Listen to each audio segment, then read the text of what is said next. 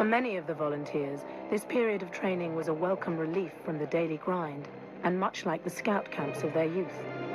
Outdoor activities in the open air soon replaced the factories, mines, and shipyards many had left behind. But they quickly learned that it wasn't all fun and games. Army discipline could be harsh and punitive. Robbie Burns from Glasgow had just turned 19 and was doing his best to stay out of trouble. If you did things wrong and you lose your pay, which is a lot of money, a shilling a day, don't forget that. Yes, and you lose your leave. You have to do extra drill and keep reporting to the guardroom at certain times. So it paid to do what you're told to do, and I always did that, always. Slope! Arms! Order! For the youngest volunteers, this was often their first time away from home and their mothers, something the sergeant majors didn't let them forget. Platoon! He wasn't very old himself, but he was a big, tall young fellow, but he got a nasty wagging tongue, and he used to call us all you flippin' little mother's boys and all that sort of talk, you know what I mean? And use language that we never liked at all. He used to use swear language too, and we used to absolutely dislike this fellow when he came and took over. I suppose in a sense it did you good. You got to know what discipline meant. But this volatile mixture of men from different social classes could, on occasion, turn nasty.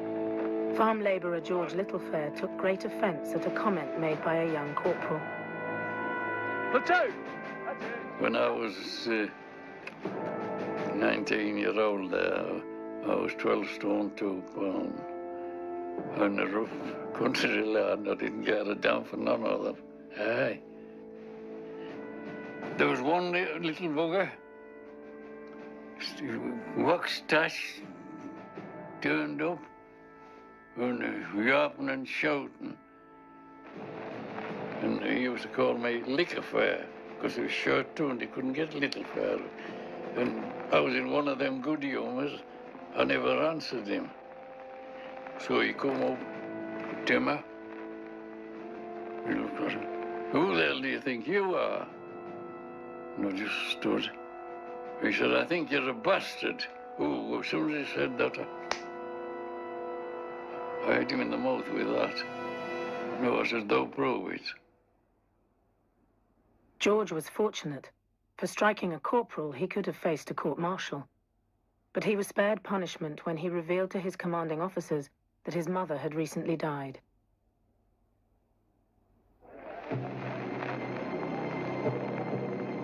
Taking command of an over-enthusiastic bunch of new recruits could be a daunting prospect for an inexperienced young officer. After first enlisting as an infantryman, 19-year-old Richard Hawkins was granted a commission into the Royal Fusiliers and responsibility for his first platoon. And why the hell they did as they were told by a young man, probably younger than they were, I don't quite know, except that they were told that I was in charge of them and I was the officer and they got to do as they were, and they did. No question of it. The morale was tremendous. We were anxious to get on with the job. We wanted to go to France and stop this nonsense. And we were all, I think, very proud to be in the army, defending our country for the people to come after us. With vast numbers taking up arms, there were often shortages of equipment, and many volunteers learnt to drill with makeshift weapons, broomsticks and shovels. Finally getting to use a rifle was a great thrill. Came the great day when we was issued with rifles. Now, we was all waiting for that. And if I'd seen myself and some of them who robbed that rifle and cleaned it, and they worship. And even the more thrill was to when we had real bullets to fire at a target. that was really something we'd all look forward to. You had to learn how to use a gun. You used to go on musketry courses, and you had to pass out to different exams on these courses before you became a qualified rifleman. And so I got to be, as it happened, quite a good shot. And I became eventually what they called a marksman. And so for which I got an extra £6 a day on my wages. Used to get an extra £6 a day if you were a qualified marksman, which I was. Kitchener had expected his new recruits to undergo a year of training before being sent into action, but two major factors meant that this period was cut short. Firstly, during the spring of 1915, the Allies suffered enormous casualties on the Western Front. In just 2 days of fighting, 11,000 men were lost for a gain of just 2 kilometers when British and Empire troops launched their first major offensive of the war near the French town of Neuve-Chapelle. Worse was to follow, as a further 70,000 men were killed or wounded, fighting to defend the Belgian town of Ypres, where the Germans used poison gas for the first time to devastating effect. Then in April, the Allies attempted to open up a new front with the launch of the Gallipoli campaign in Turkey. In the months that followed, over 140,000 British and Empire troops would be lost on Turkish soil in one of the most infamous battles of the war. But for now, this deployment of fighting men to the east, combined with heavy losses in the west, meant that the new recruits were needed in France urgently. And in May 1915, the first divisions of Kitchener's army began their journeys to the front line. One of those preparing to go to France was 18-year-old George Louth from Hampshire. He had lied about his age when he'd enlisted and was given one last chance to avoid the fighting. Because my captain said the sergeant to me, he said, Louth, he said, the captain wants to know how old you are. I said, why, Sergeant?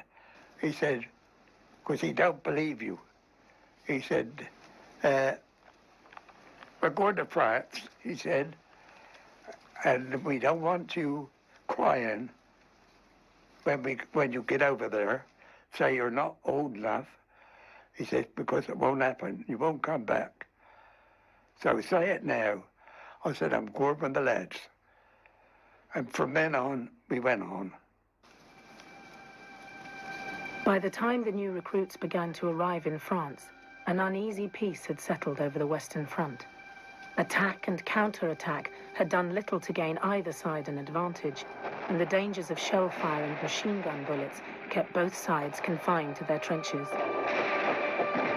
As they marched towards the front, Kitchener's men knew little of the horrors that awaited them and remained confident that victory would soon be theirs.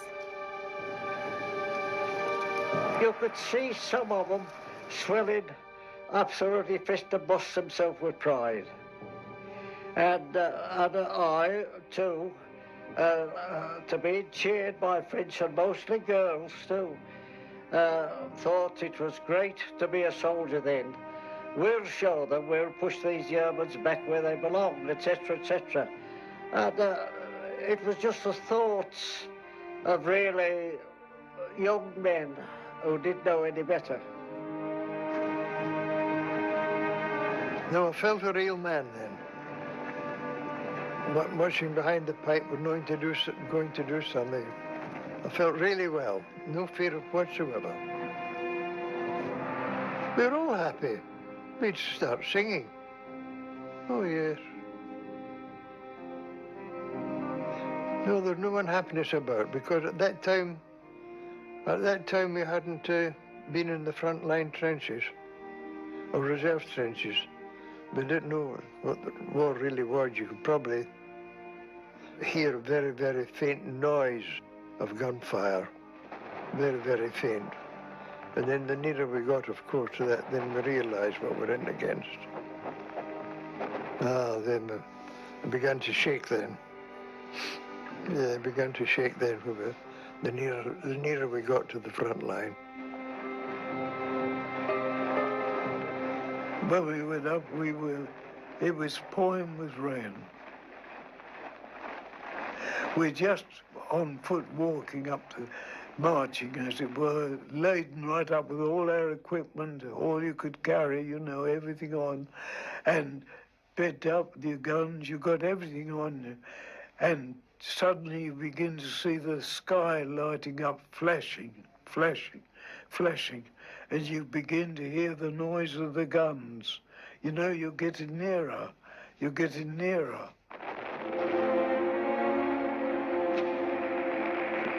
can't help feeling butterflies in your tummy. Whether you were going to shoot Germans or were they going to shoot you, you never know what the future held. That was a terrible thought, really.